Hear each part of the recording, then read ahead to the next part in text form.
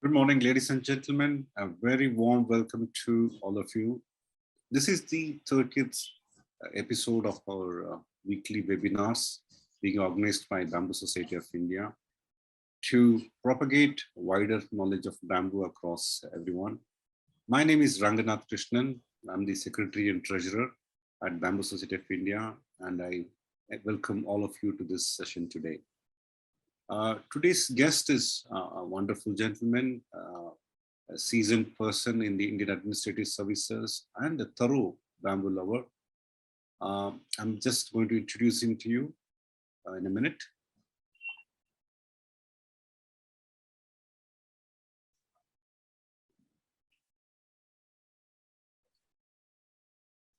I would like to welcome Shri Viswanath Giriraj, sir, to this session today. Welcome, sir. Shri Viswanath Giriraj is an IAS officer of Maharashtra. He retired as Additional Chief Secretary in 2017. He has been associated with the bamboo sector since 1992 and seen its gradual evolution. He helped prepare the first action plan for bamboo sector in 1999 for Ministry of Environment and Forest, the first of its kind in India. This report helped lay the groundwork for launching of subsequent missions in Government of India and other states. He was a member of National Mission for Bamboo Applications, started in 2004 under the Ministry of Science and Technology. Subsequently, he was chairman of another committee which prepared action plan for bamboo sector for Maharashtra in 2016. Presently, he is CEO of Maharashtra Bamboo Promotion Foundation, a not-for-profit company promoted by Government of Maharashtra and Tata Trust to help develop the bamboo sector in the state.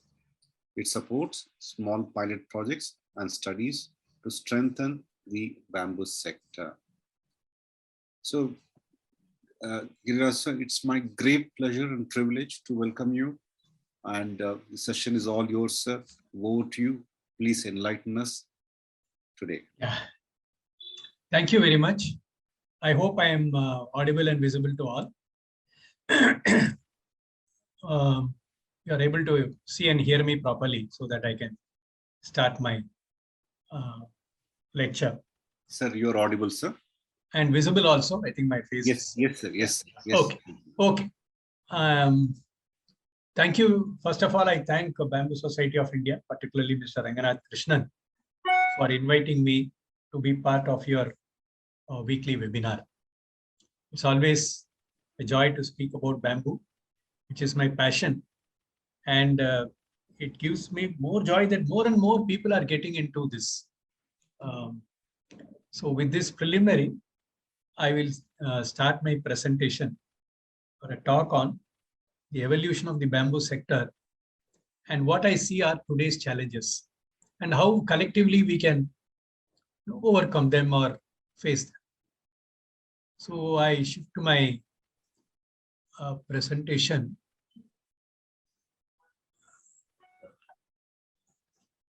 Yeah. Is it okay? So you have to share screen. Please share screen. Yeah.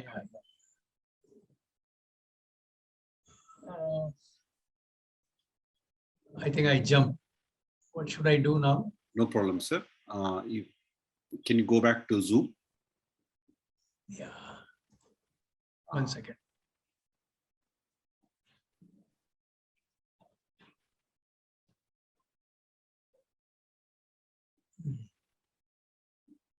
If you're using Windows. Yeah. I kept everything ready. 1 second. No problem. No issues, sir. Take your time. Please take your time. How to minimize this? If you just do Alt tab. Alt tab, is it? Yes. It will toggle between the programs. Tab Alt. Where is this Alt? I kept everything ready. Yeah.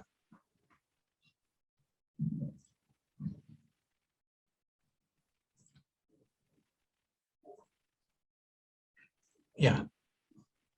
Should I leave Share. and come back or no? Sir, no, so you continue. Share screen, or can you Yeah, see? yeah. Yeah. Yes. Share screen. Share. Yeah. Lovely. But my presentation. No problem. You shared the whole desktop. Yeah, it's yes. No. I kept my presentation down. Should I? No, it's there, sir. Yes, that's on. Yes. You can right Should I click. open it? Yes, please. Now it's okay. Perfect. Is it okay? Yes, sir. Visible, sir. Okay. You can go to slideshow. Yeah.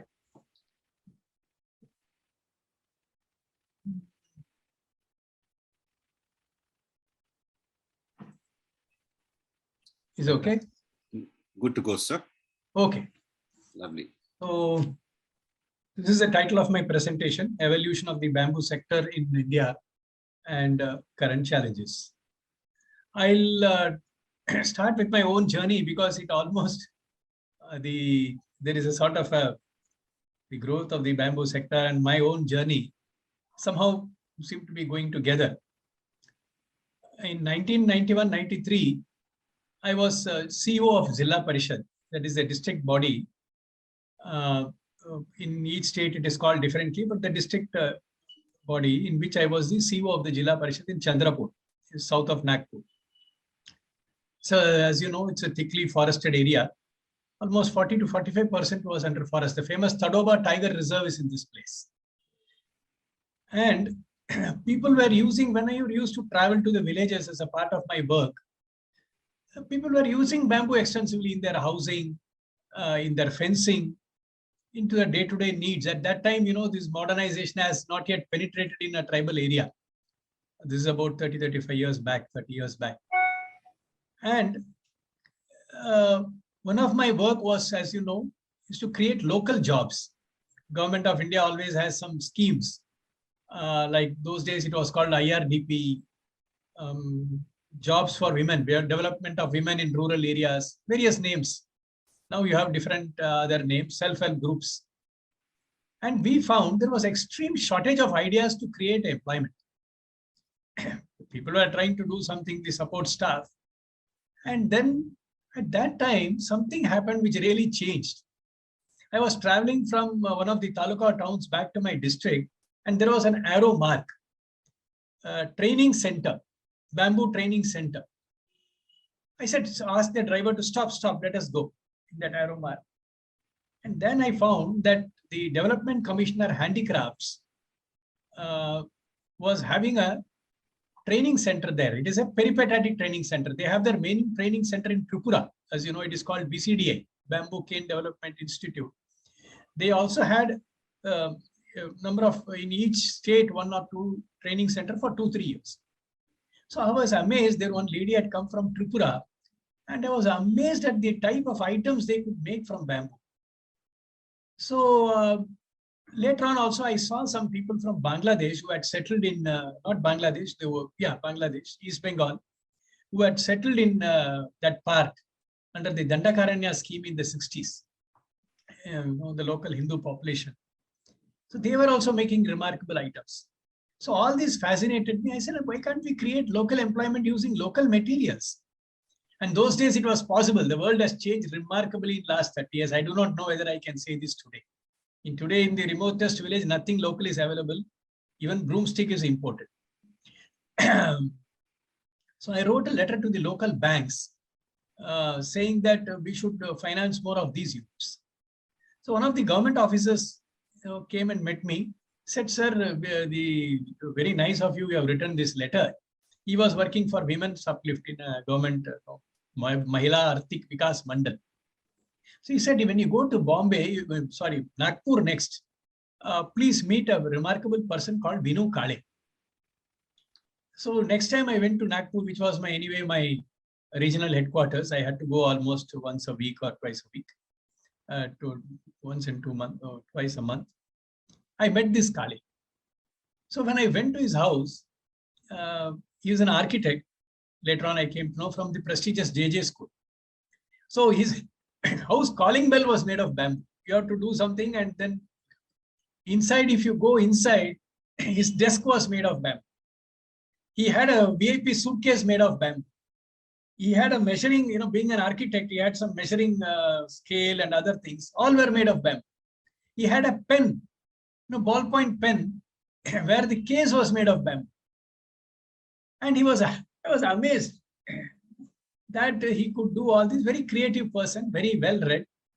He could have he had designed 5-star hotels in Mumbai, Sun and Sand and others, but he left it for working with the tribals. So and he had a great aesthetic sense. There was another friend in Chandrapur called Mr. Manohar Sapre, who is also a very multi-sided literature in man of letters in Marathi. Excellent bamboo designer. Beautiful items he used to make. And these two people, I became very friendly with them. And then I understood all aspects. We knew the utility aspect of bamboo, and Manohar, the design aspect of bamboo. So then I became sort of obsessed, and apart from my busy work, I said, whatever, I'll also got interested in this subject. I never knew that it will become a part of my life for the next 30, 35 years, one way or the other. Then we organized a craft exhibition for Chandrapur and Gadchiroli with some spare funds. And then there was I said, all the good units, whichever are working, traditional craft, artisan units should come. Those days, people were still buying all these items. So this basketry, this item, that item. And you'll be amazed, about 30, 40 stalls, the whole town came, 10,000 to 15,000 people came because they were looking out for like Corona period, people want to go out. So for this exhibition, once we advertised, first 3 days, I think we organized 20,000 people visitors, and all the stocks were sold out. I myself did not anticipate so much. So this is how my journey in bamboo started. And honestly, being a layman, I am from the urban area. I knew nothing of bamboo. I had no botany background. And in fact, when I started taking interest, the foresters there, they were surprised why this IAS officer is poking his nose into our area. And but still, out of friendship, they were there. So in my spare time, I went on collecting more and more information about this fascinating material. And remember, those days there was no internet, nothing. I had to collect whatever was there. I kept a notebook. If any address I found relevant, I just used to note down whether he's an artisan or a big professor, whatever, I used to write their addresses and keep all the literature. And just to, just as a flavor, there was a small article, I think, in the local English paper there in Nagpur. There is a paper called Hitwar, published from Nagpur, about the bamboo culture of Vietnam. A beautiful article. And it said that when the Americans bombed Vietnam in 1960s, the concrete bridges collapsed, but the bamboo bridges did not collapse. Still I remember this old article. Meantime, the information about China's rapid advances in the bamboo, it started in the post-80s. They call it town and village enterprises. How they speeded up the rural enterprise, this also came to my notice.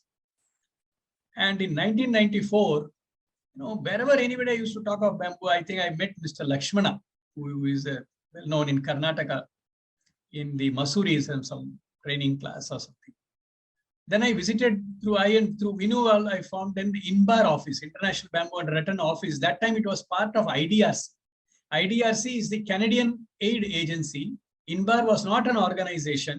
It was just a small desk in IDRC office. There I met a very remarkable person called Dr. Cherla Shastri and Mr. Ramanuja Rao, who was working with him. These are the pioneers. I am remembering all these names because we are all standing on the shoulders of such work done by such pioneering people. And in fact, INBAR was very keen to set up a separate organization in India, but they wanted land. They were at that time, they said, no, we want to have an international center and all these things.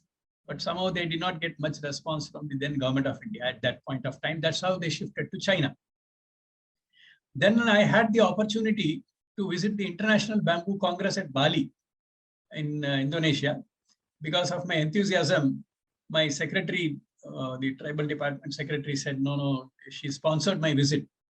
Otherwise, I was thinking to go with my own funds, and I found it was quite costly. Plane tickets were also quite costly. Anyway, this visiting to this Bamboo Congress gave a good insight that many people are thinking throughout the world at alternatives. And a number of people came from India, and we got some international exposure. Then, from this, whatever learned in 3-4 years, I found out two things which came to my notice, which is still plaguing the sector today. I mean, not plaguing. Why bamboo did not grow? This we should understand this, especially new entrants. What happened is, in the Indian Forest Act, bamboo was, without being too technical or legal, bamboo was classified as a forest product, even if it is grown in non-forest area. That is, if you grow bamboo, whether in Connaught Place or Malabar Hill or in the heart of, some in Bangalore station, still it is called an forest item. And so transit permits were required, so that people did not have the incentive to grow bamboo, because if you grow bamboo, if you transport, you have to get transit pass, and so many other limitations were there. Of course, bamboo was grown very naturally in Western Ghats, Assam and all that. That is a different thing. But if they start doing commercial, thinking commercially about bamboo, this problem will come. So therefore, people can confine it to household and such needs or local needs only. So agricultural universities did not touch the subject because it was not an agriculture item. It came under a different ministry. Except, the agroforestry divisions are there in some agriculture university. Maybe they would have promoted it as a part of their agroforestry package. So bamboo got, you might be knowing, in agriculture research is coming under the umbrella called ICAR, Indian Council of Agriculture Research. And the forest research, there are 10-12 institutions. It is called ICFRI, Indian Council of Forest Research and Extension. There are 11 or 12 institutions under that bigger umbrella. So it came under ICFRI. Now, ICFRI may be very strong inside the forest because it is their territory, but outside forest, you have to deal with people. It's a very different type of farmers, small farmers, big farmers. There, that gap was there. The second, historic, I don't know how to call it, some sort of a misunderstanding or error happened when bamboo was treated as a craft or a souvenir item and brought under the Development Commissioner Handicrafts in the government of India. So bamboo bole to wo handicraft hai, bejo udhar.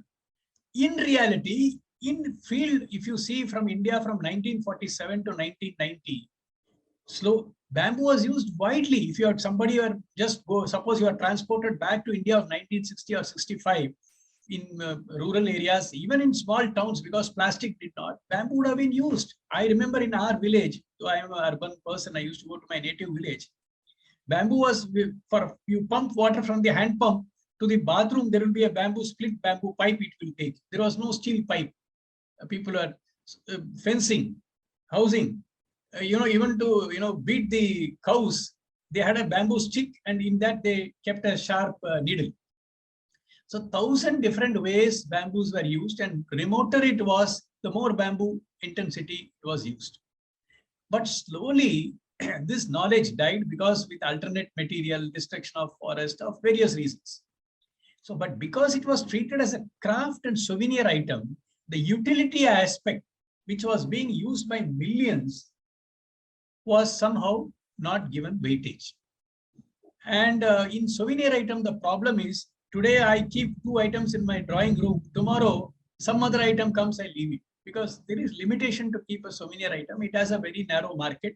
I am not saying it is not important, but it is like sweet. The sweet is a sweet. It has to be taken limited quantity. It adds to the taste, but it is not food. Now, I will also give you a little idea where the bamboo in India went. The forest bamboo went in India from, say, 1920 to 1990. Most of the forest bamboo went for paper mills under long-term contracts. That time they used to have 20 years contract, 25 years contract. If you see where the big paper mills were set up in India, that was all in these near these forests. Nepal paper mill, Shirpur paper mill, West Coast paper mill. You have the go on putting the name, you will see. In Orissa, there were many paper mills, Titagar paper mill. And also for local needs, the forest department used to give what is known as the Nistar or local rights to the local community, artisan communities or local villagers. They used to give some bamboo from the forest depot. But after 1991, very interesting, the paper mill's dependency on, this was what I found out when we studied for MOEF. We went to the Paper Mill Association office in Delhi. We thought now all the paper, still forest is giving all the paper to paper mills, but it is not so. What had happened is, once the liberalization came, it was easier to import, alternative, cheaper raw material for paper mills, pulp or whatever, or even old cloth or other. Technologically also, you can have a mix. You need not depend only on bamboo. You can mix A, B, C, D and make whatever you want. Bamboo is, of course, a very good binder for paper. It improves the quality of paper.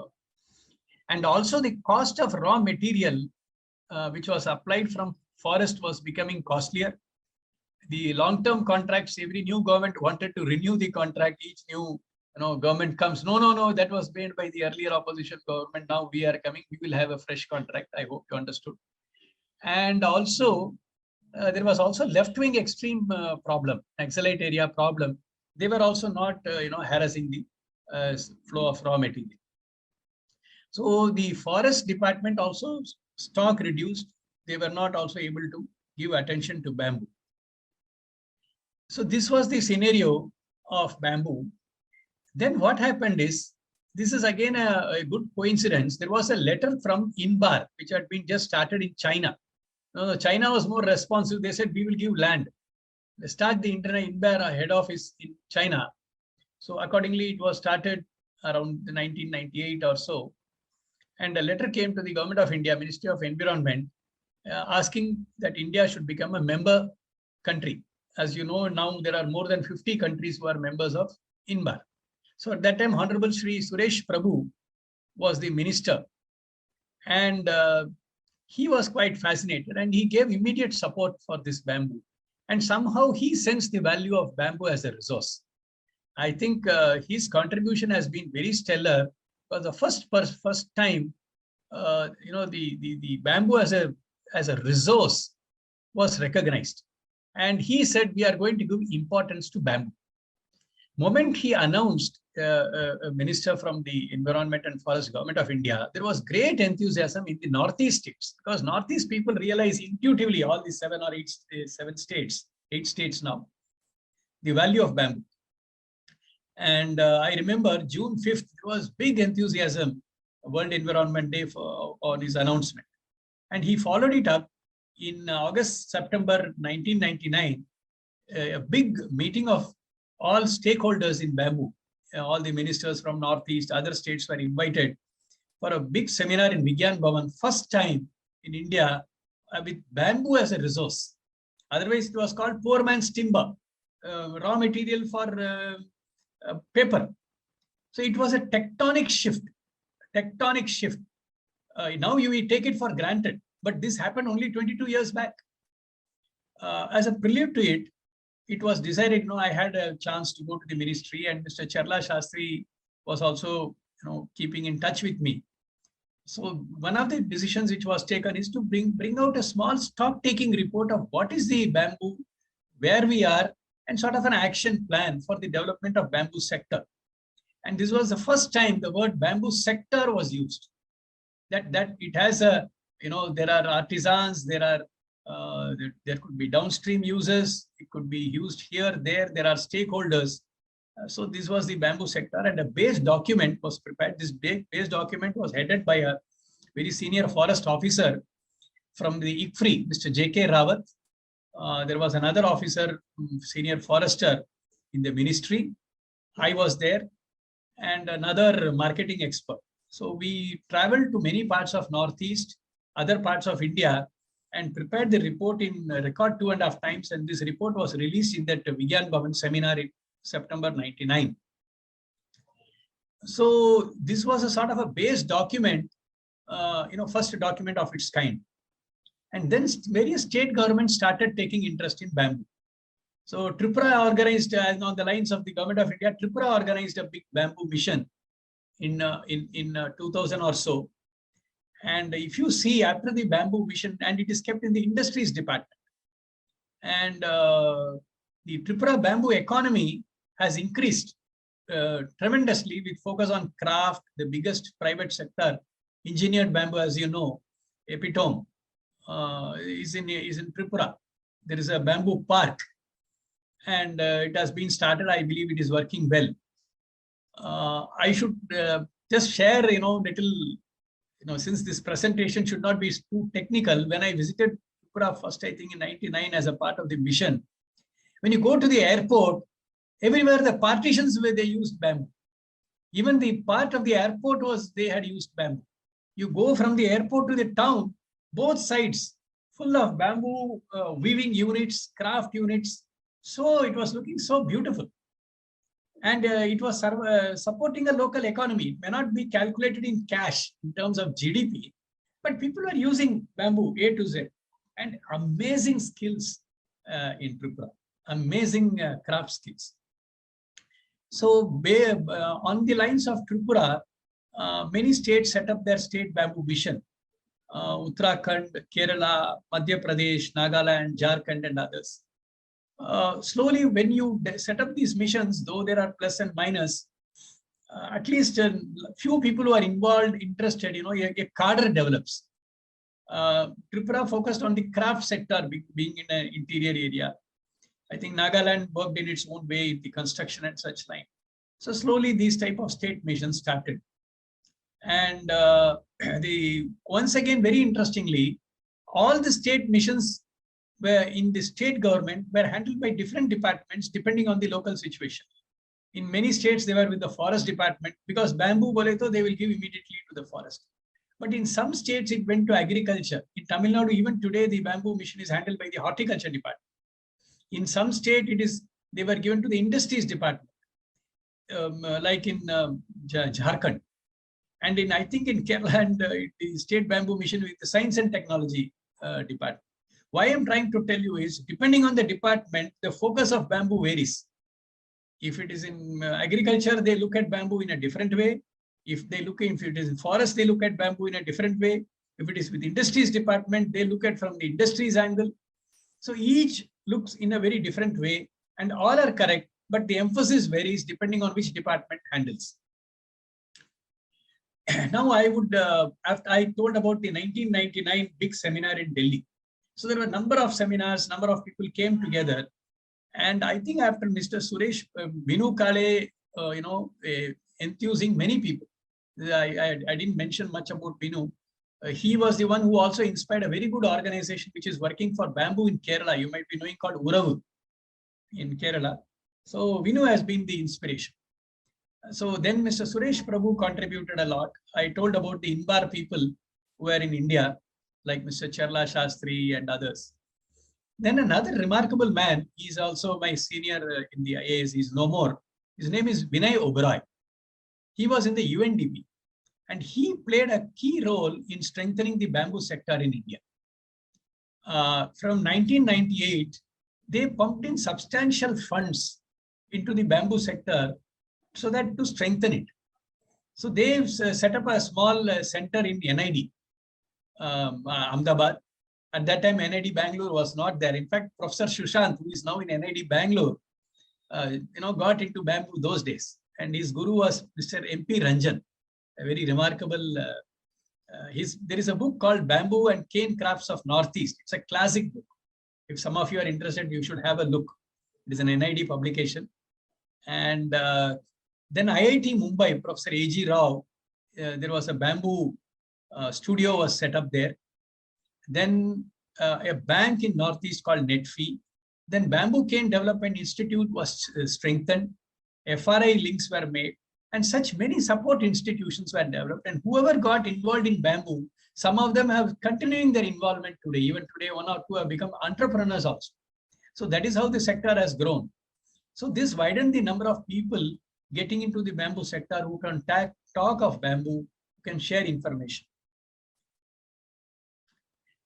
Now, then afterwards, after the state, parallel to the state mission, two big national missions were started in India. Very interestingly, both these missions were outside the Ministry of Environment and Forest. That itself is a very unusual thing, because that bamboo could be thought of by others was itself a big move. One was the National Bamboo Mission, which was part of Ministry of Agriculture. There was a renowned forester called Dr. D.N. Tiwari, was a member of the Planning Commission. So that was started. This is the present Bamboo Mission, is Bamboo Mission 2. So it was started at that point of time, but it was mainly used for strengthening the bamboo stock in the forest. And the second one was called the National Mission for Bamboo Application, NMBA, which was part of the Ministry of Science and Technology.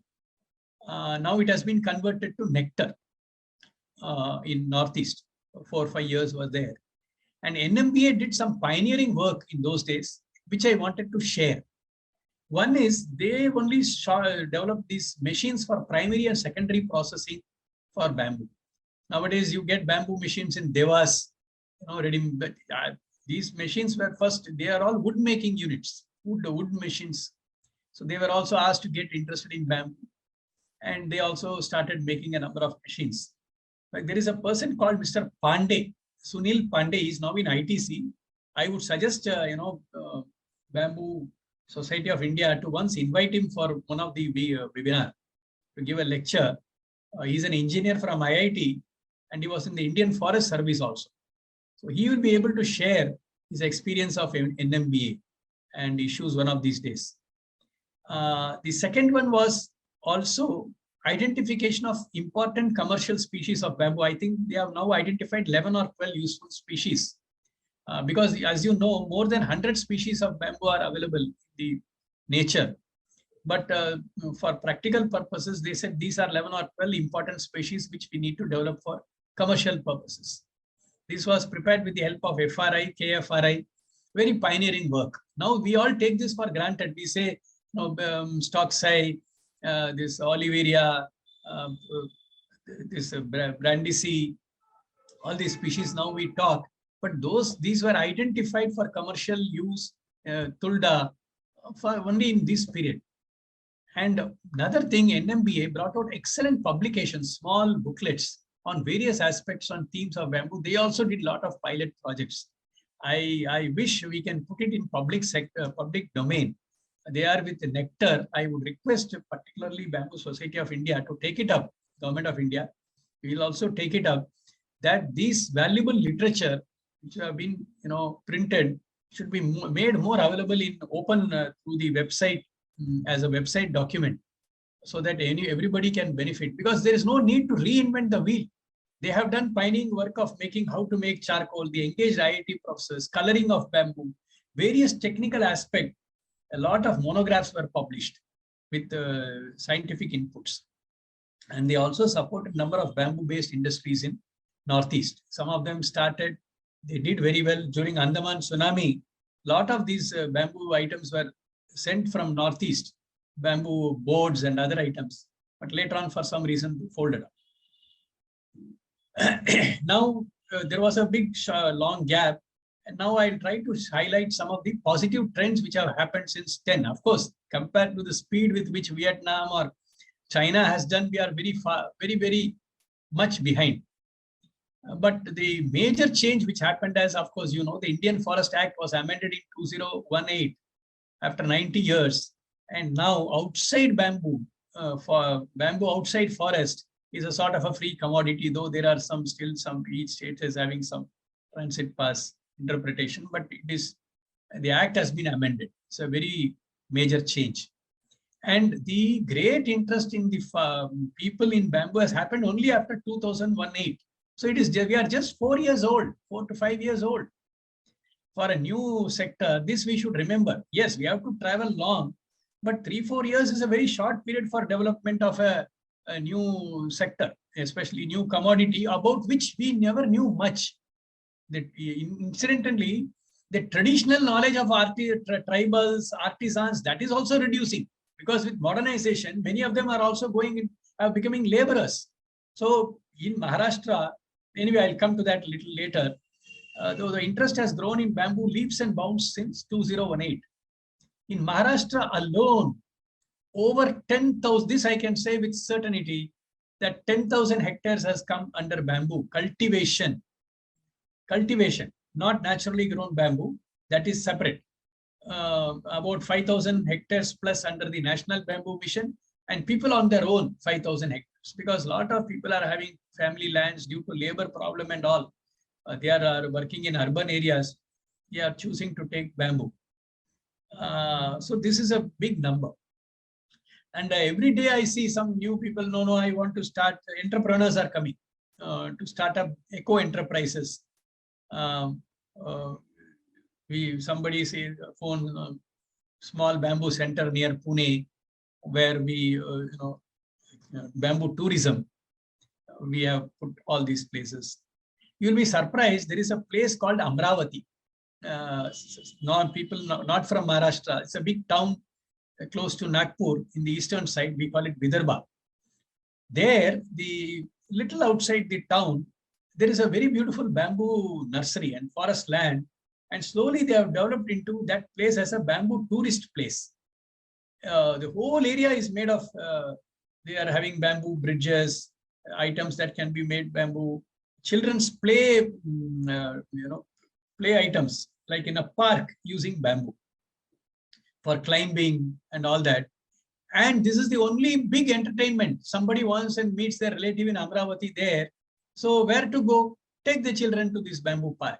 In fact, I would suggest that one should join with the local Nagarpalika and somewhere set up 1 or 2 bamboo parks so that people get exposure to bamboo. That is, bamboo park means the existing play park for children or some place, we can use more and more bamboo items. In that way, people will understand the potential of bamboo.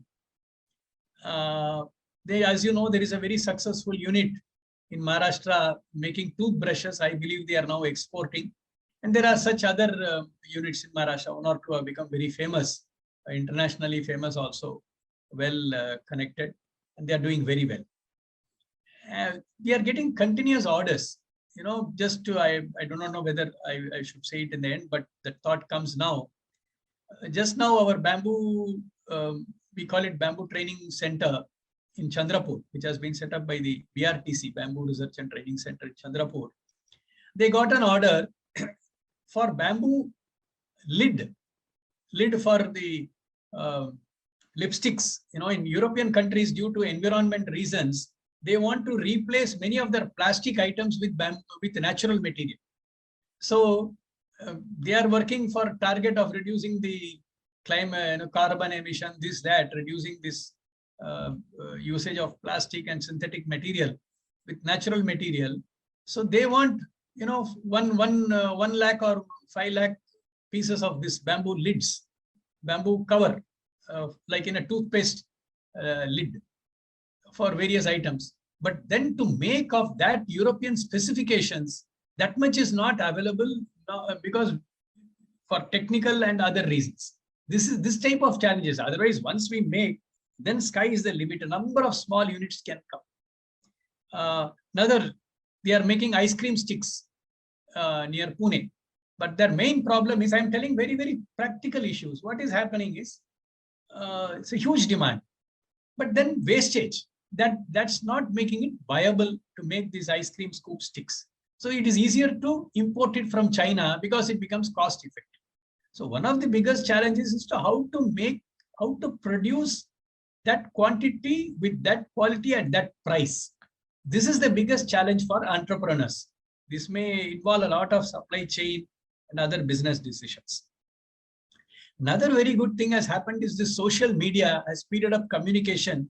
So many WhatsApp groups. That was the biggest hurdle in those days. Today, sitting in a remote area, now I am sitting in one place of India, we are all able to communicate. In those, we have to write only by letters. So change is instantaneous. One is able to see in WhatsApp message, some pictures, what's happening. It's a big change. This is another positive thing. And climate change, of course, and related. So they have brought immediacy to the issue that people are understanding, oh, it is a natural material, it is a renewable material, it is a replaceable material. Good, good. So that is it's a big strength of bamboo. And the huge bulk demand for bamboo in biofuel, etc., that that people want to reduce the use of the coal. And many of these thermal plants, I believe they have to use 10% of their fuel stock using natural material. So these are the new positive trends for bamboo. So now I'll go to the challenges. I hope I am audible, visible. My pace is okay, Mr. Rangnath Krishnan? Yes, sir. Very Okay. clear. And do you want to take a 1 minute break? Or No, I can continue. Lovely, sir. Feel free to take your break. Okay.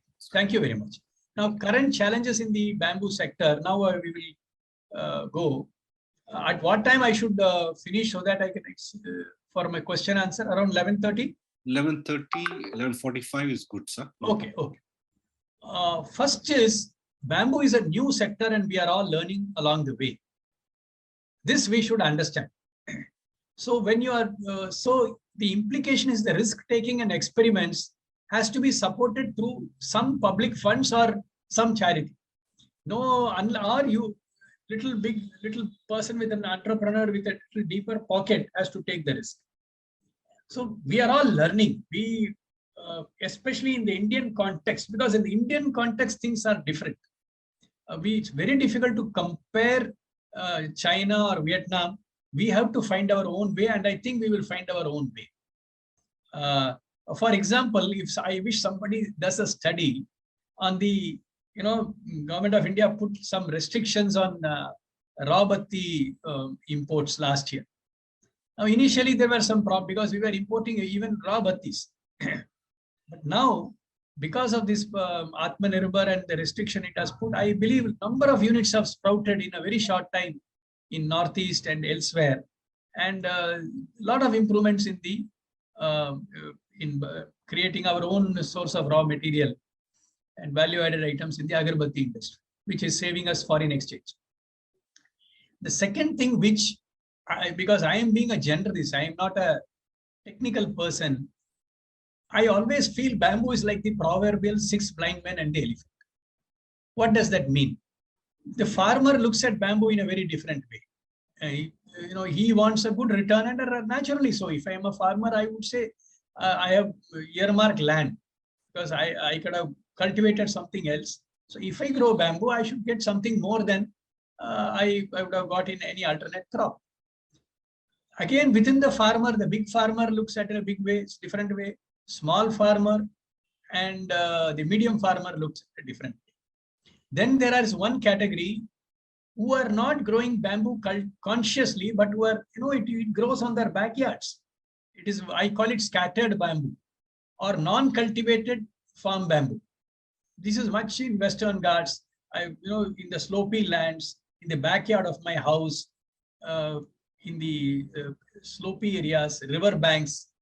There's a huge stock of scattered bamboo available. I'll come to that a little later when we say what we are doing to that in Maharashtra. Then these entrepreneurs are looking at it in a very different way. He wants subsidy. He wants links, assured market from government. Suppose he's a furniture, he says government should buy this much of all our bamboo furniture and all. The designer looks at bamboo. He wants good quality raw material, assured continuous same quality and quantity and assured supply. Then he says, I am a designer. I can export to any country of the world, to Europe. I have design skills, but I don't have control over raw material. I give 100 I make beautiful. Tomorrow I get an order for 1,000. No guarantee that the next 100 pieces I can make identical to that 100. Because bamboo is a natural item. This is a big problem, and consumer or end user look at bamboo in a very different way. And all are correct. It is not that one is right and other is wrong. You are right, I am right. Only you look at it in one way, I look at it in another way. If we should understand this, that bamboo has many angles and we need to put all these views together. The third aspect, what I found, which you all know, there is a demand-supply mismatch. This we realized even when we were working in NMBA. We thought Northeast means factory shuru ho gaya, raw material is waiting. But it is not like that. Once you start the factory, then they find this much of assured. Any factory owner, what will he want? Any enterprise, assured raw material, especially in the factory, because marketing is a different issue. That itself, even in Northeast, raw material is very erratic. So this issue is there, and it is again a proverbial chicken and egg problem. Because there are no factories, people don't grow bamboo, are able to supply. Because people are unable to supply, the downstream units are not. That is why people are, in fact, to my understanding, the biggest unit in India is one which I mentioned in the Northeast, that is the bamboo wood unit. It's an investment of 20 crore. All others are smaller than that. And now government of India is now promoting FPOs, and there are people who are having some big ambition of setting up a bigger unit, of developing a supply chain in an area. Let us hope in the coming years, at least one middle-sized unit of 50 crore or something comes. And fourth is very, very important. Honestly, even in my early years, I thought bamboo means all bamboo will be same. So out of my ignorance. Then each species of bamboo is different. So it has its language. In Maharashtra, we have eastern part, one type of bamboo. In the western side, a different type of bamboo. Another part near Pune, another species. And each species has its own physical and chemical properties. And we have to handle them locally. And in bamboo, what we found is when you go deep, new problem comes. It looks, first we will start. Once you get into this, when you start producing, some other problem comes. Just I will tell you an example. This is a fellow in which we are doing it. To give you a flavor, this fellow is in Kolhapur. He comes from a traditional artisan family, and they are making a lot of these bamboo lamps and other items. Doing well, father and mother. This fellow studied diploma in mechanical engineering, and he has developed a bamboo strip making machine. Very nice. It reduces the drudgery, because all the now within bamboo work itself, there is a differentiation between men and women. Men do certain work, women do certain work. I think the weaving part is done by the women. So many men have migrated, or the strip making skill is also reducing. The younger generation doesn't want to do this boring task. So this machine has come a big relief. I was quite thrilled. So I said, let us introduce this machine to one more artisan community and see what is the response. We have introduced 1.5 months back in Pune, in a rural area where 100 bamboo artisan families are there. And they are huge demand for their items, this bamboo basketry and all in Konkan area, which is used in marriages. What we found is this strip making, it doesn't go beyond a certain millimeter. Further thin strips is not able to make. So this machine is very good for making bamboo lamps, that much thickness, but very finer it is not. This problem, this man inventor did not tell me at all. He only told all his good points. You know, in any shop, any shopkeeper will say, yeah, cha. When you go to your house, you will understand what is the problem with that. So all the positive side people tell, but when you start, new issues start surfacing. We have installed 2 treatment plants, community forest bamboo treatment plant. It has taken 1.5 to 2 years to even get it started. Go to a remote area, you don't get the power connection. Then some other issue are there, like you have to get pollution control board, boiler permission. And for farmers, it is new. Community treatment, and what is the size input? What should be the size of a good bamboo treatment plant? Because nobody makes exclusive bamboo treatment plant. They are from the wood industry. So we go on learning, and we need to quickly learn from what is happening in Karnataka, elsewhere, where it is clicking. And now social media is facilitating it. So our learning curve can be very fast. And one more thing with, as you have seen, the prices of fuel has increased like anything. So in the coming years, I think transport is going to be a big factor in pricing of bamboo. That means the value addition, knockdown and all has to be done as much as possible near the site to reduce transport cost. Because as you know, bamboo growing areas are often in interior, hillside, river and tribal pockets.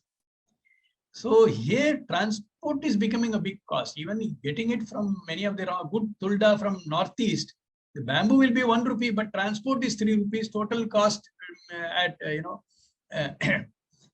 the real cost is 4 rupees when it comes to Maharashtra. And one more thing, craft sector is a very narrow. This is not a challenge, but my observation. It's a very narrow segment with a limited volume, high skill, and high profit. It is not for all. I mean, those who are in the craft, they should make high value, beautiful items, but it will be a small segment. But we should focus on the utility sector, which is what I think the overlooked, which I call is a bulk use sector. We studied where is the bamboo in Maharashtra good. Maharashtra is a big consumer of bamboo. Where is the bamboo we get? Either we get it locally or we bring it from other states like Northeast. Mainly there is a huge ever-growing demand for bamboo in the horticulture. It is used as props in tomato, in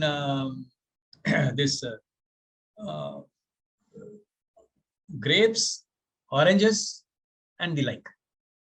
And for demand for pandal and as a shuttering material in construction. So this is where much of the bamboo is there, and that is one of the reasons why many farmers are wanting to grow bamboo, because then the traders come and take when it is ready for harvest. The second, here again, we found when the farmers grow bamboo, when I say it's not only grown bamboo, naturally grown bamboo, as in Sindhudurg. Sindhudurg is a district north of Goa. Just imagine Goa. From you go 50 kilometers, Maharashtra starts. That district now moves about 5,000 trucks of bamboo every year, and a huge demand. That species is called stocksai. It's not a hollow bamboo. It is solid bamboo, very good species. And the best ones, as I told you, are used in horticulture.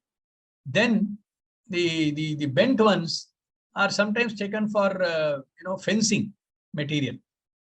So there is a great scope for expanding this bulk use sector. In fact, we should do a lot of research where all bamboo can penetrate in packaging material, where the quality of bamboo, fineness as required for craft is not required. That is a separate thing.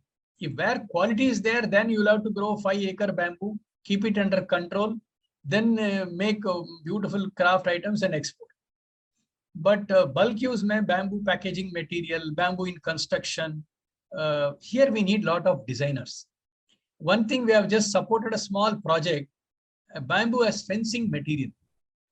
We have asked one design college to make 10 or 12 ready-made fences.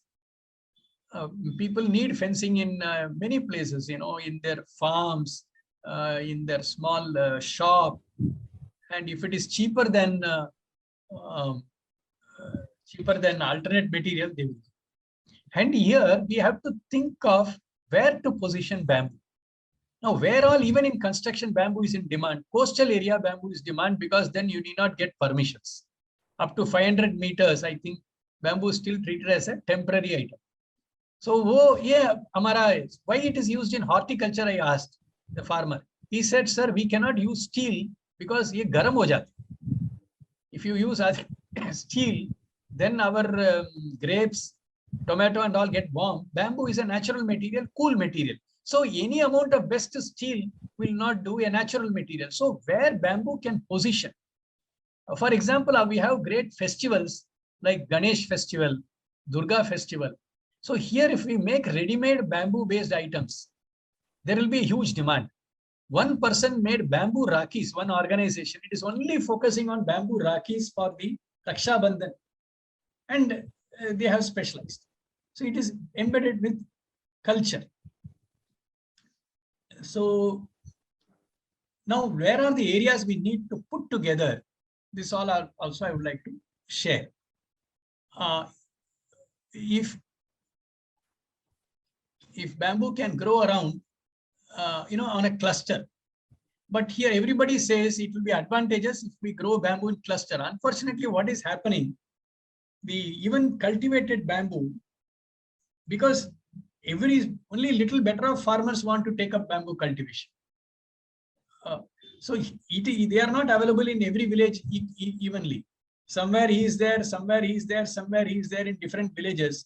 So the cluster is not developing very easily.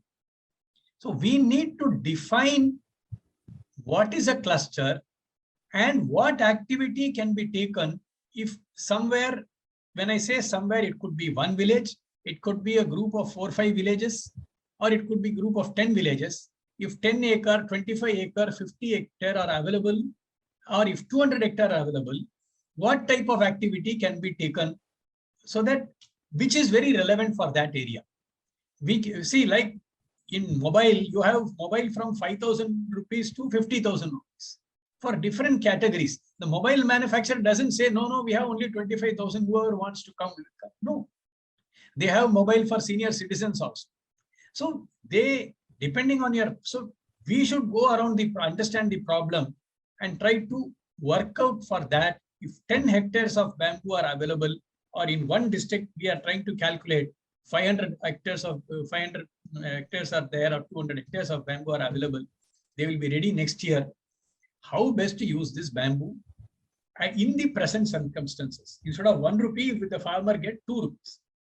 We should not aim for 3 rupees now. We should aim for 2 rupees first. Then we'll think of 3 rupees.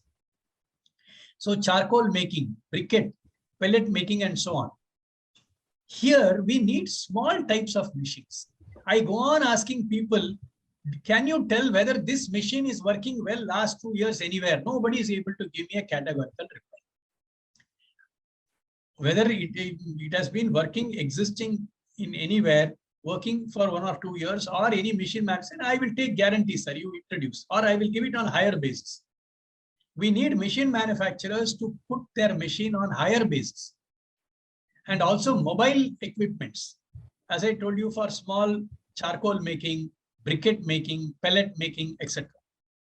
This will help a group of farmers, because putting for one farmer becomes unviable and unnecessarily blocks money for him due to uncertainty.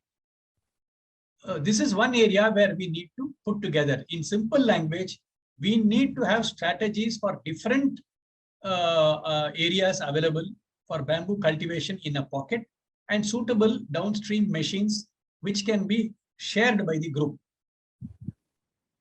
Secondly, all parts of bamboo has to be used: the top, middle, the bottom, and minimum waste. As I told you, one model which is in Maharashtra, the straight ones are sent to horticulture, the bent ones are going for making low-grade fences in Vidarbha. We also need agroforestry models, because 3-4 years, if we grow, putting all the money in bamboo basket may not be good. Maybe bamboo and some other crop. So everybody need not grow full block plantations of bamboo, but they can have some rows of bamboo, or bamboo on the end of the on the bunds of their land. So this mix is also there. Proper agroforestry models. I think there was a very good lecture, I think I heard in this Bamboo Society of Agroforestry model from Karnataka. I think there was a good presentation a few weeks back, webinar. We also need good quality local nurseries. Not everything can be tissue culture. So under Narega itself in Maharashtra, 1,500 hectares have come under bamboo in Sindhudurg. But these farmers are buying the rhizome locally. They say we cannot go very far away to get tissue culture. So in fact, they meet from their own pocket and get their labor expenditure alone reimbursed. As I told you again, small tools and small machines. And finally, no single strategy and no single size is going to fit in India. We have to work out on different strategies as per the local situation. Now I will end up my presentation with a flavor of what we are doing in Maharashtra Bamboo Promotion Foundation. It is a very small organization started 3 years back. And we are taking small pilot projects. And being a government promoted organization and Tata Trust, we have a deliberate bias for small farmers, small artisans and entrepreneurs, because we have to generate local employment and help the weak. We try to fill the gaps and support small initiatives and help in shaping of policy. Now, one thing what we did is we found that there is no local market for why farmers are not growing bamboo, small farmers, even in tribal areas.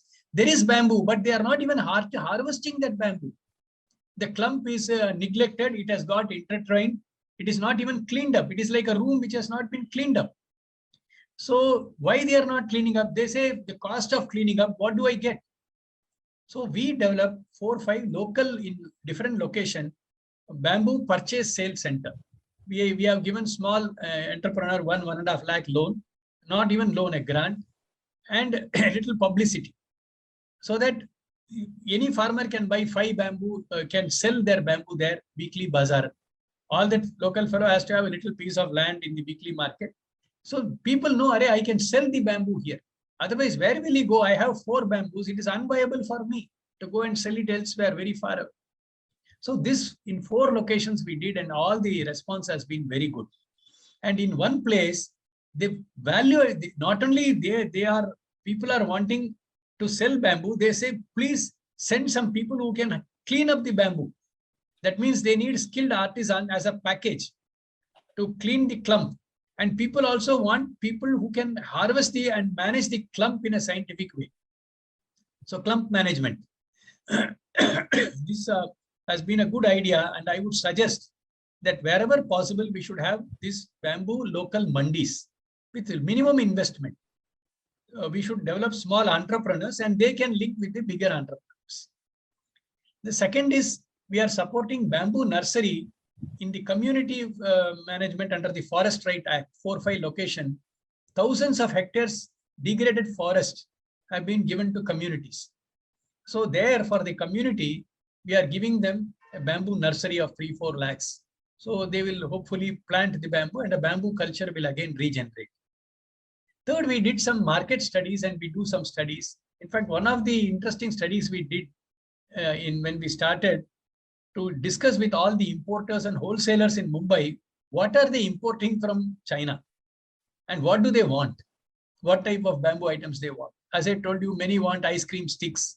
Many of them want, one-time use bamboo, because plastic, there is going to be more restriction. Toothpicks, they are all importing. We are unable to make toothpicks at that cost in India. And so this gave us a lot of insights. And a lot of, even in temples, they want to use this bamboo basket for taking flowers and all. Then they can give back to the shop. But we are unable to produce that type of basket items in volumes. That is the problems. At even quality is not, temple mein itna quality zarur nahi hai for one-time use. We can reuse. So wherever plastic we can replace, but then that supply chain is not coming. And we also had an All India Conference of Bamboo Product Designers in December 2019. We are supporting small exposure visits. Some of the people we sent to Northeast. Then farmers want to go and see anywhere work is going on well. We send, go and see this common facility center, go and see this treatment plant. Like that, we support their exposure visits normally, which small trips, 20,000 rupees, 40,000 rupees, these type of things. As I told you, we are now 3 treatment plant. We are supporting bamboo treatment plant, almost the first time in India. We supported for making suitable lathe machines suitable for bamboo. That also we supported. Then, as I told you, pilots stick making machine successful. I would request people to have a look at the stick making small machine. I will share, it is in Marathi, but it's worth having a look. Then it is a small machine of 65,000 rupees. Then webinars, skill training for bamboo harvesters. You will be surprised, near Mumbai area, this tribal area is there, Palghar, Thane and all that. there people don't know how to harvest bamboo now. Harvest cutting bamboo, that skill has gone in the last, because they have all become laborers, migrant laborers. People have left. So if you don't continue, if I don't do cooking for 10 years, I also don't remember. I have to continuously polish my skill. So we are paying for people from other districts to come and train these people for how to cut bamboo, how to manage. See, when we go deep, small skills are not there in India. Small skills are not there. Polishing, managing things. Then organizing a competition for architecture students. Unfortunately, we have to do it only online. The actual demonstration could not be possible. And we are learning daily. This is all I can say. And so definitely we will share the success stories. So this is all from my side. I hope you found it interesting. And now I am open for questions. Thank you. So we can probably end the screen share. Shall I stop the share? Please, please. Yeah. Okay. Fantastic. Awesome journey. We really saw the picture, the story, what you have seen so far. It was narrated excellently to us. We could see the same images. And I thank you wholeheartedly for taking us through this journey, sir. Ladies and gentlemen, the floor is open now for question and answers. Please raise your hand if you like to ask any questions.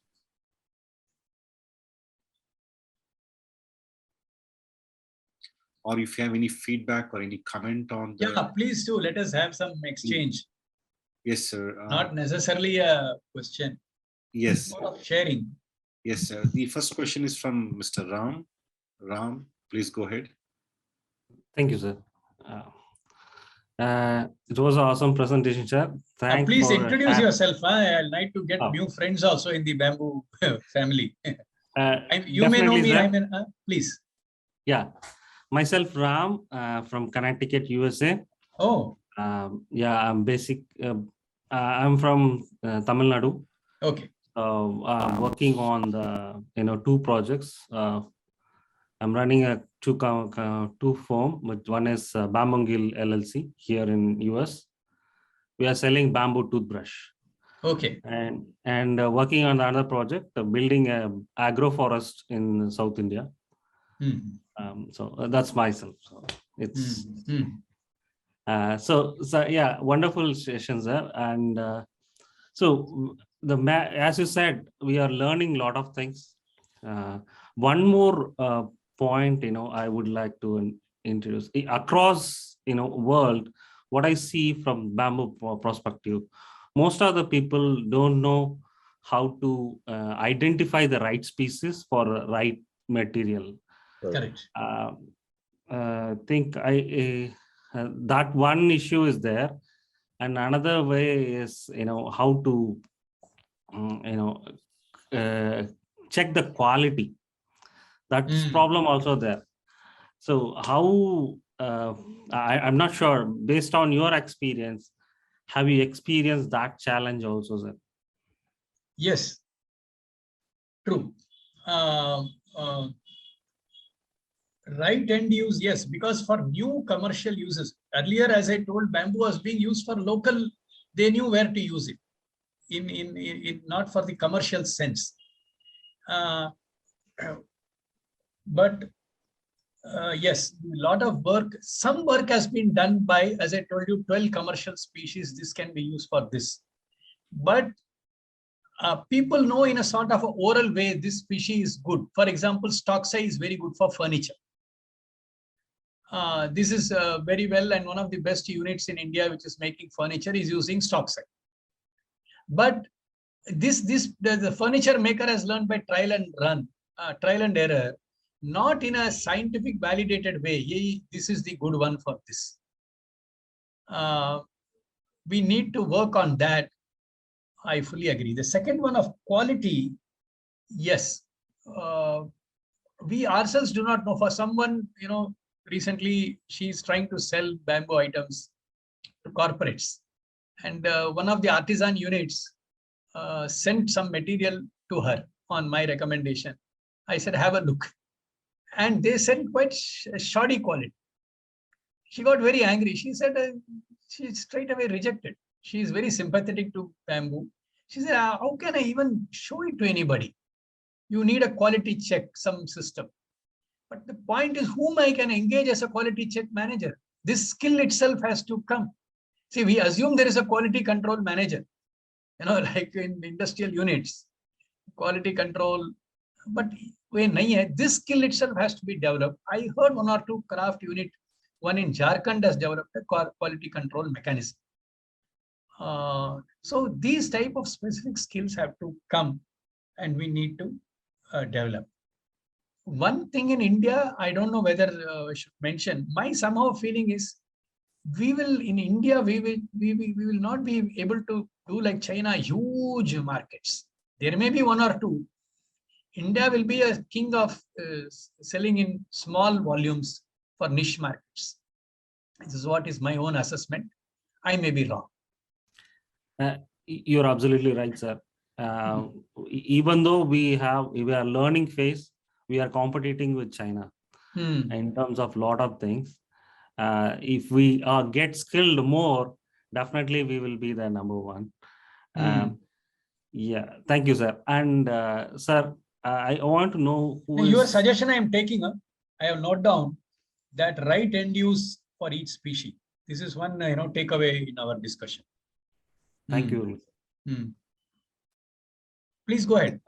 Yes, Ram, go ahead. Yeah, another one. Can you share that detail? Who can do the testing? Because to the forum, who need to develop some product also, they need to identify the right quality. They cannot build with a poor quality material, right? Some center should be there where I can send a sample and test it. Okay, this is the test report for that your bamboo, so that I will get a guarantee. Oh, this is my quality of the bamboo I'm going to get, or whatever I cultivated, this is the strength of my quality, my bamboo. So if I get that report, I can, I will get a confidence to build a right quality material. With your permission, can I add? Please, sir. Yeah. Giriraj sir, with your permission, can I add? No, it's a dialogue. So, Ram, Indian plywood, IPRIT in Bangalore, Indian Plywood Research and Training Institute. Oh, okay. They are doing, sir. Okay. They are doing the testing. Yes, please. Yeah. Thank you very much, sir. Okay. Thank you. So if you're done with your question, thank you, Ram, and we'll move on to Mr. Zabiullah. Please go ahead.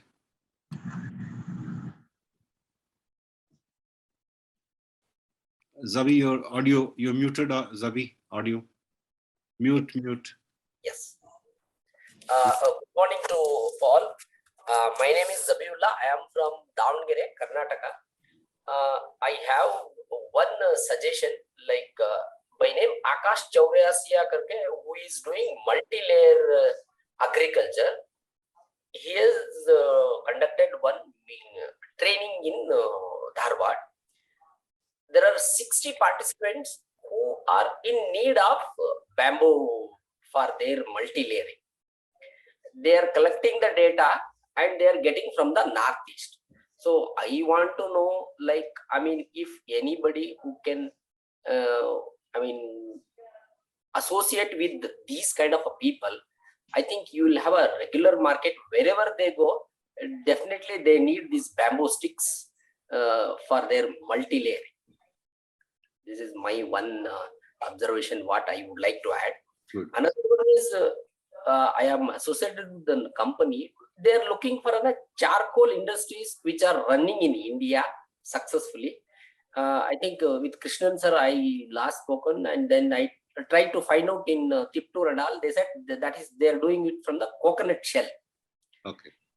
Whenever I am trying to reach these kind of industries, it is half the way. When you will come to know, they are using some other. Okay. And I want to know, what is the present plantation in Karnataka? Do you have any figures? The figures are available at the State Bamboo Mission. So you'll be able to get that. Do you have access to them? No. It's Okay. NBM. State Bamboo Mission. Okay. Every state has this. Basically, NBM, National Bamboo Mission, is represented by the Forest Department typically, and under the State Bamboo Missions, and they have a mission director. Typically, the IFS officer is appointed as the chairman for that. So here we have Mr. R.K. Srivatsa at the Aranya Bhavan. So you can probably reach out to him on for the details. I believe they have a website page where they update all the statistics there. Okay. Yeah. It was a wonderful session. I always remember this 10,000 hectares. Whenever Maharashtra strikes to my mind, this figure I never forget. How can so much? Plantation is happening, but nobody is coming out. Like in Karnataka and Kerala or whatever it is. But within the 3 years, it's a good achievement. Yeah. Good. Thank you, Mr. Zabi. Thank you for asking this question and joining us. And we'll take this inputs further. Giriraj sir, would you like to add anything? No, see, the 10,000 hectares is the 5,000 hectares plus from the National Bamboo Mission is a very perfect figure, because the subsidy has been given, and it is you have even GIS information which field where. The additional 4,700 have been grown by farmers in various land. As I told you, even we checked up under Narega, I got the data about 1,800 hectares have been taken up in Sindhudurga alone, which is the district bordering Goa. So Baki 3,500 is my estimate, but it is a correct estimate because in Kolhapur, many people have taken, Jalna, many people have taken. Jalna, there is a local Krishi Vigyan Kendra, they have some data. Then in our own contact, people have. So, but if you ask perfect figure for for the farm bamboo, it is not available because there is no data collection system in the conventional sense. It is an issue. We are trying to do whether at district level we can do, because we cannot force farmer to give the data. And this issue is there. It is not coming under agriculture department. We have to think on these figures also. That's why I said locally, some local representatives have to work out these things. Good, sir. So that's an action item we can follow further on this. Moving on to next question. Prashant, please go ahead, sir. Prashant Date. Hello, myself. Myself Prashant from Nasik, Maharashtra. I want to especially thanks to V. Giriraj sir for sharing 1.5 decades experience about the bamboo challenges in India. I want to share my experience in the bamboo sector. When I started my journey in bamboo farming and bamboo value addition, many challenges people are facing throughout the India. First is market linkages is not there. Second one, quality planting material supply is not there. Third one is many people, some private people are started means what means selling by saplings on in large scale. Means any one Rashikar Patil experience. Here still the cheating is going on very large scale. So again that in commercial plantation, people don't know which climatic conditions what type of species should be planted. In like Vidarbha region or Marathwada district or some other dry region, people are supplied plants of tissue culture like Brandisi, Aspar, which is not a good means good condition will be there. And another one is that waste utilization in India management is not going on a good large scale. Also that what we are facing that in India every people cannot do everything. Means if one unit we start up one unit like furniture or handicraft, then waste utilization unit another person cannot be set up. If the industrial like China, that ready-made setup will be there. If one started furniture, then second unit in waste management utilization will be there, then it will be a success. But what we are seeing in India, that waste utilization units are not there. Only primary processing, secondary is on a small scale. So this type of challenges we are seeing in India. Like China, all the things are utilized, but India only only one things are doing, not secondary things are not going on there. So there are lots of challenges in this bamboo sector. So we have to do on a very we have to go collaborate with very good people, and we have to solve out it through small activities. Thank you.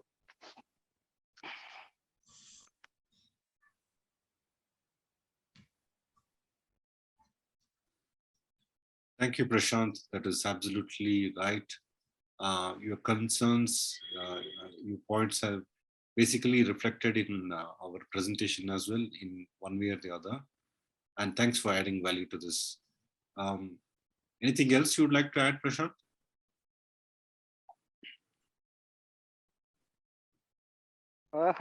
There are Okay. lots of things, but what to say? Yes, and I personally want to congratulate you for all the work you're doing.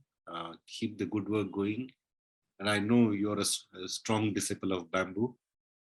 Keep it up. Continue your efforts. One thing when I visited this Kerala, one thing when I visited in Kerala, I was seeing that people who are giving the bamboo, supplying the bamboo, first and second transport, they are supplying on very good quality material. When the ordering is going on large scale, the people started cheating or giving the wrong species, wrong bamboo poles.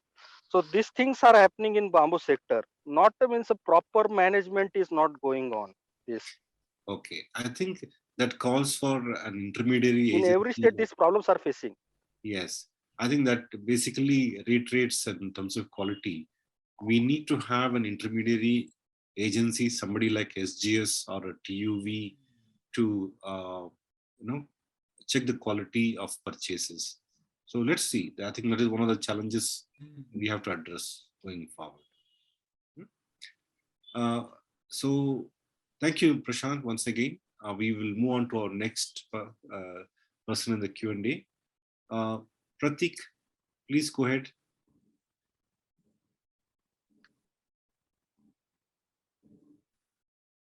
Pratik, are you there?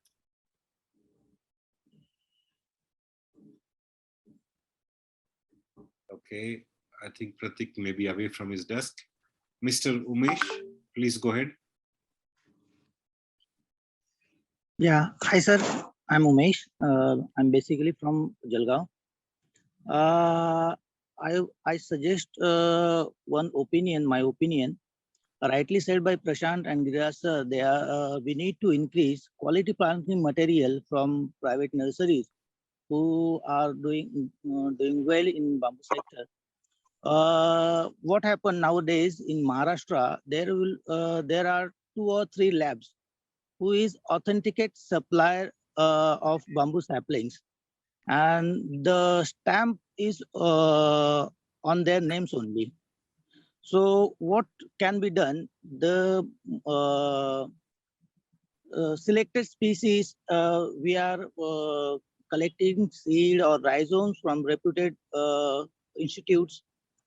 We are getting reports and all the DNA reports from the reputed institute and submitted to the bamboo mission for accreditation of university. But we are yet to fighting that get the accreditation. First of all, that's why we are not able to distribute the quality sampling material. We want stamp, authentication of stamp. These seeds are or these samplings are accredited from the National Bamboo Mission or State Bamboo Mission. First of these things.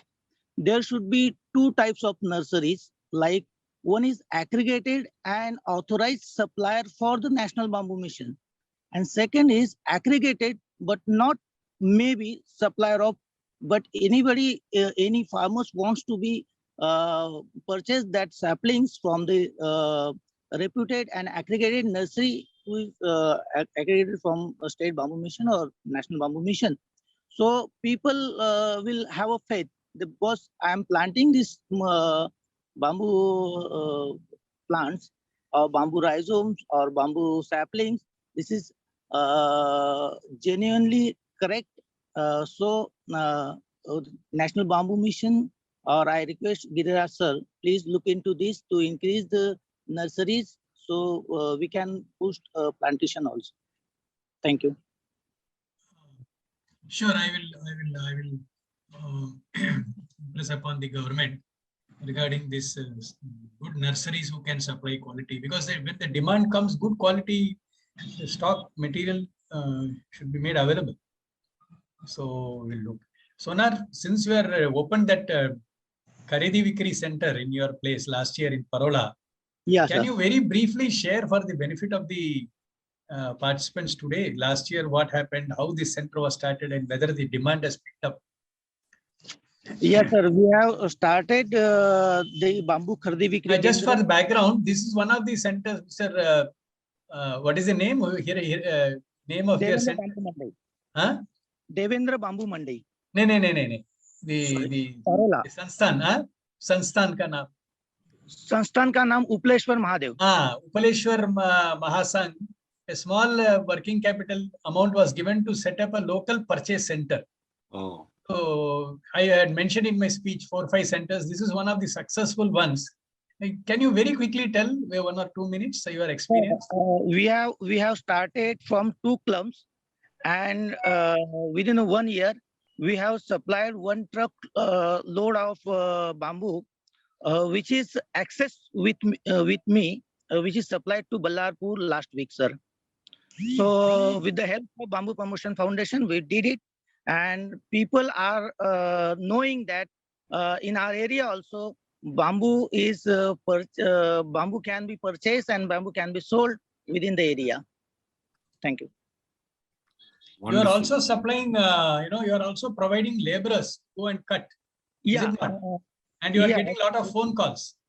Yes, sir. Many of the farmers are asking that they are not managing their clumps from day of planting, and the clumps are very congested, and they have a challenges for the cutting.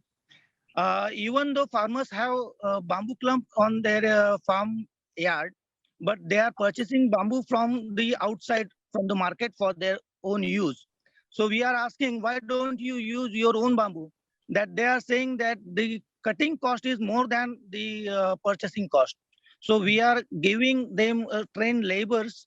We are in the first harvesting, they may have some challenges, or they may have some economically it will not viable, but from next year to 35 to 40 years they will get assured bamboo from that particular clump, because once it will be harvested, next time it will not congested, and he will get straight and uncongested bamboo from their clumps. So we are supplying there for bamboo cutting artisans. We are giving them the saw and choppers which is suitable for them, and we are giving the training which